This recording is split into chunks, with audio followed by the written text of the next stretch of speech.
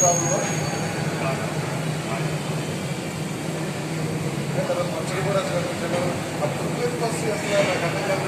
ఇప్పుడు మా ఇంట్లో రేటు సీజన్లో ఈరోజు కూడా అయితే అక్కడ మంగళపురం శ్రీనివాస్ శ్రీనివాస్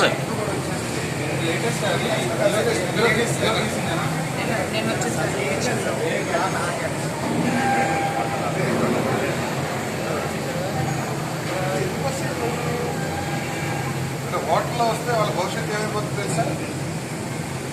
మరి వాళ్ళ భవిష్యత్తు మనకి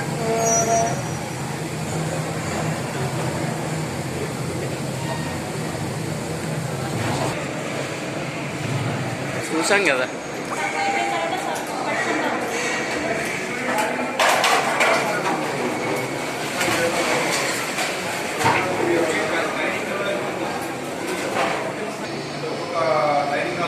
ఒకసారి సార్ ఒకసారి మనం తీసుకోవాలి.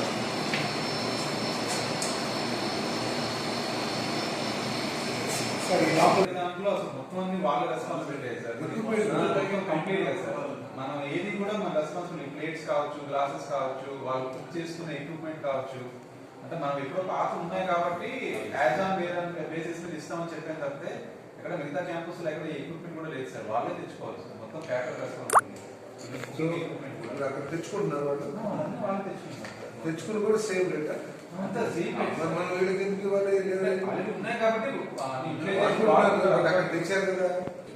ఇప్పుడు ఆ ప్లేట్ క్లీనింగ్ కి హాట్ వాటర్ లేటెస్ట్ టెక్నాలజీతో మనం we have to insist them to do it.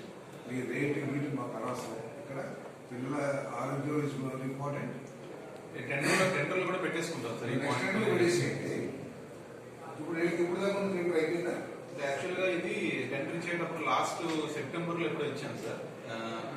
ఇది టెండర్ ఎలా ఉంది condition initiative for 1 year can be extendable to 1 more year based on the performance అన్నట్టు ఉంది సార్ టెండర్. అది సో ఆఫ్టర్ 1 year మనకు కావాలంటే మనం టెండర్ కి వెళ్ళిపోవచ్చు. సెప్టెంబర్ తర్వాత మనం ఫస్ట్ టెండర్ కి వెళ్ళిపోవచ్చు. లీగల్ గా కూడా ఇబ్బంది ఉంటుంది సార్. అదే సార్ సెప్టెంబర్ లో వెళ్ళిపోవచ్చు. ఆ డేట్ ఒకసారి చూసుకొని ఒకసారి డేట్ తెప్పించండి. 1 year completion. ఆ డేట్ అయిపోయింది లీగల్ గా కూడా ఇబ్బంది ఉంటుంది సార్. జరుగుతున్న సంఘటనల్ని ప్రభుత్వం చాలా సీరియస్గా తీసుకుంది. ఎట్టి పరిస్థితుల్లోనూ ఇక్కడ పరిస్థితులు మార్పు చేయాలి.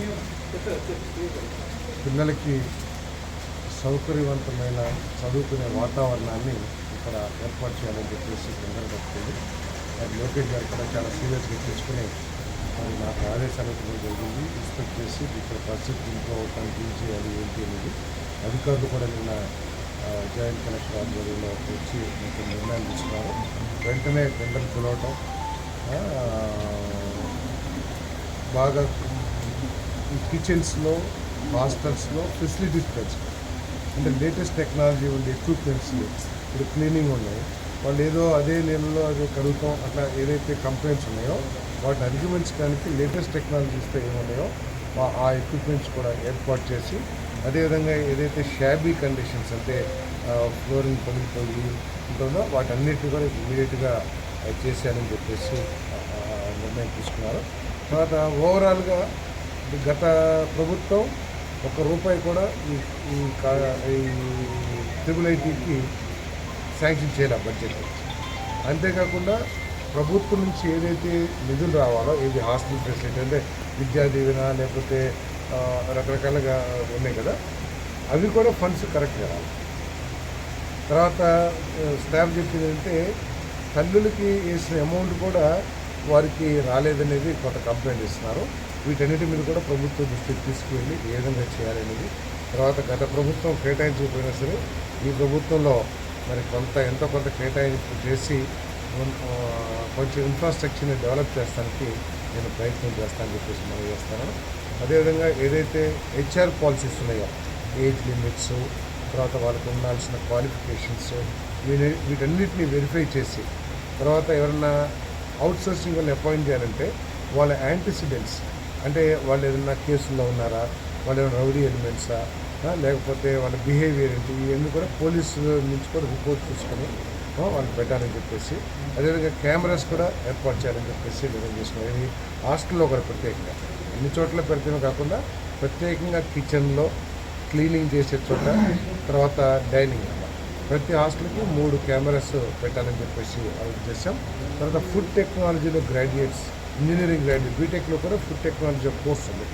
అది చేసిన వాళ్ళని ప్రతి హాస్టల్కి ఒకరిని అవుట్సోర్సింగ్ మీద అపాయింట్ చేసి ఇమీడియట్గా ఒక 1 వీక్లో వాళ్ళని క్వాలిటీ కానివ్వండి, ఫుడ్ కానివ్వండి, వంట చేసే పరిస్థితులు చుట్టూతా ఉన్న పరిసరాలు కానివ్వండి, వాటి మీద ప్రత్యేకంగా వారికి ఉత్తర్వులు ఇచ్చి వాటిని మానిటర్ చేయమని చెప్పేసి కూడా చెప్తున్నాం. దాంతోపాటు స్టూడెంట్స్ని కూడా ఇన్వాల్వ్ చేయదలుచుకున్నాం. ప్రతి ఒక్క స్టూడెంట్ కూడా సంవత్సరం ఒకరోజు పూర్తిగా ఆ హాస్టల్లో ఉండి ఏ విధంగా క్లీనింగ్ జరుగుతుంది, ఏ విధంగా ఫుడ్ అయితే అదంతా కూడా చూడటానికి ఒక కమిటీని ఏర్పాటు చేయదలుచుకున్నాం. దాంతోపాటు క్వాంటిటీ కూడా చాలా తప్పు జరుగుతుందని చెప్పేసి మనం చేస్తాం. అంటే ఎగ్స్ తప్పు 2000 స్టూడెంట్స్కి ఇవ్వాలి, కానీ 1000 మందికి ఇచ్చేసి లాస్ట్లో అయిపోతాం, వాళ్ళు అట్లా నడుపుకుంటూ పోతున్నారు. సో అట్లా కాకుండా ఎంతమంది స్టూడెంట్స్ ఉన్నారు, స్టోర్ నుంచి ఎంత మెటీరియల్ వచ్చింది, ఇవన్నీ కూడా చూసే విధంగా కూడా చర్యలు తీసుకోవాలని చెప్పేసి. సార్ ఇప్పుడు క్యాటరర్స్ కూడా కొత్త పేర్లతో పాత వాళ్ళే ఉండటం వల్ల క్వాలిటీ ఉండలేదని విద్యార్థులు చెప్తున్నారు సార్. తప్పకుండా దాని మీద కూడా ఒక నిర్ణయం తీసుకుంటాం. ఎందుకంటే ఇటువంటి రిపోర్ట్స్ వచ్చినాయి కాబట్టి మరి ఏ విధంగా చేయాలనేది తప్పకుండా ఉన్నతాధికారులతో, అది కాకుండా మా మంత్రి గారితో, మా నాయకులతో మాట్లాడి ఒక చర్య మందులు కూడా పాడైపోయినాయి. నేను చూశాను, అన్ని ఎక్స్పైరీ డేట్స్ చూశాను. నేను చూసినట్లు మాత్రం ఎక్స్పైరీ డేట్స్ ఉన్నాయి 25 ఫిబ్రవరి దాకా. ఒకవేళ 2020 కనుక చర్యలు తీసుకుంటాం. సార్ ఇప్పుడు పిల్లలతో పాటు మీరు కూడా టిఫిన్ చేశారు. వాటర్ కూడా తాగారు. క్వాలిటీ మాత్రం కొంచెం అంత బాగున్నట్టయితే కనపడలేదు. కాకపోతే స్టూడెంట్స్ చెప్పేది ఏంటంటే ఈరోజు కొద్దిగా ఇంప్రూవ్ అయిందన్నమాట. అంటే బహుశా ఈ హడావడికి కొద్దిగా ఇంప్రూవ్ చేస్తారు. అది పర్మనెంట్గా చేయాలనేది మా ఉద్దేశం. అంటే స్టూడెంట్స్ కూడా ఉన్నది ఏంటంటే ఇటువంటి జరుగుతూ ఉంటే తరచుగా నా బొట్టుండో లేదా అధికారులు ఒకరోజు వచ్చి ఇన్స్పెక్షన్ చేస్తాం, ఏది చేస్తాం, ఆ వారం రోజులు చేసి మళ్ళీ యథాతథ అని చెప్పేసి అదే విధంగా చేస్తున్నారని చెప్పేసి అన్నారు. బట్ ఈసారి అట్లా కాకుండా check system, checks and balances